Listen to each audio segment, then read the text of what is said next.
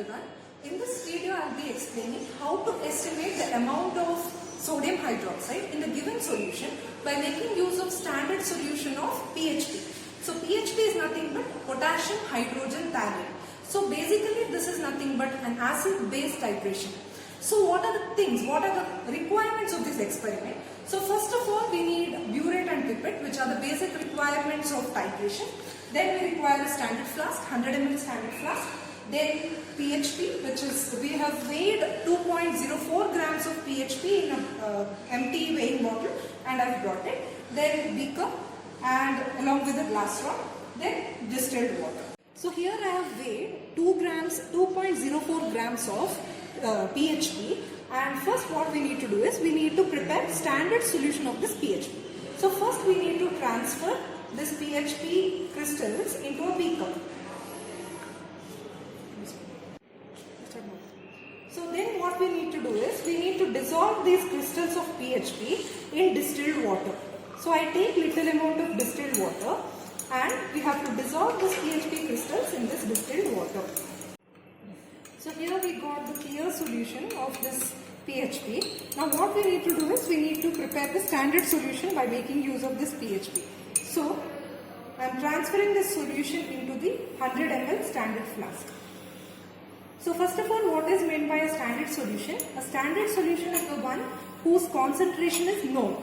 So by making use of the concentration, known concentration of the standard solution, we will find out the concentration of the other solution. That is, here we are finding the concentration of NaOH solution, which is the unknown concentrated solution, by making use of the concentrated PHP, the standard PHP solution. So we need to make this standard flask, the solution of this PHP up to the mark in the standard flask. So here you can observe the mark. The lower meniscus of the solution should be above this mark.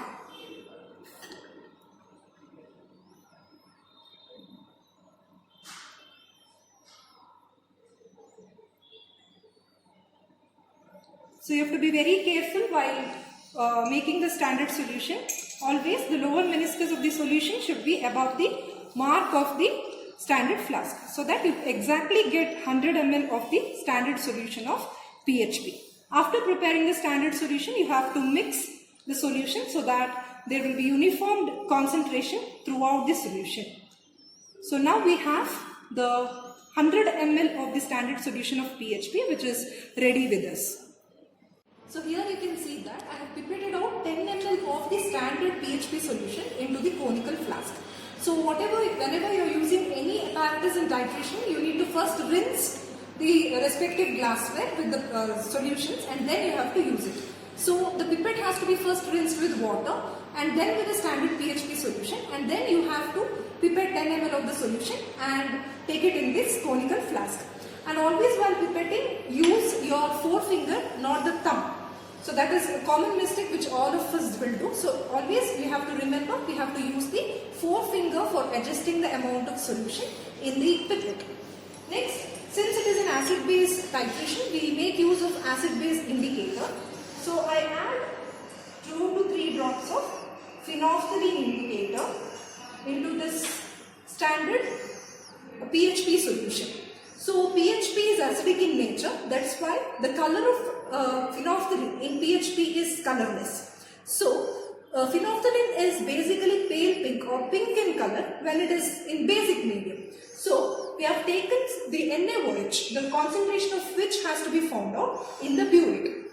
So this is a base, NaOH is a base. So as you add this base, NaOH base to this solution, here we know that in basic medium, phenolphthalein is pink in color. So this colorless solution will start becoming pink, and at the equivalence point or at the end point, when it is completely basic, when the solution becomes completely basic, by the neutralization of the acid in this conical flask, the solution will become pink in color. So the end point is colorless to pale pink. So let us start with the titration. So I have set the burette for 0 reading. So let us start with the titration.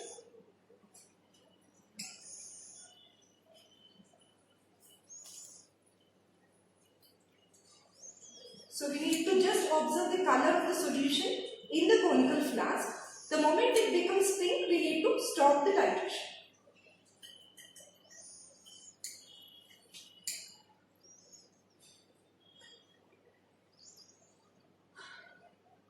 So we can see here,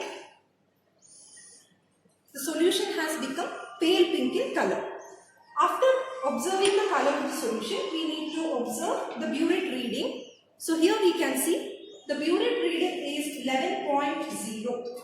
So after the titration is complete, then only you are going to observe what is the burette reading. So the burette reading in this experiment is 11.0.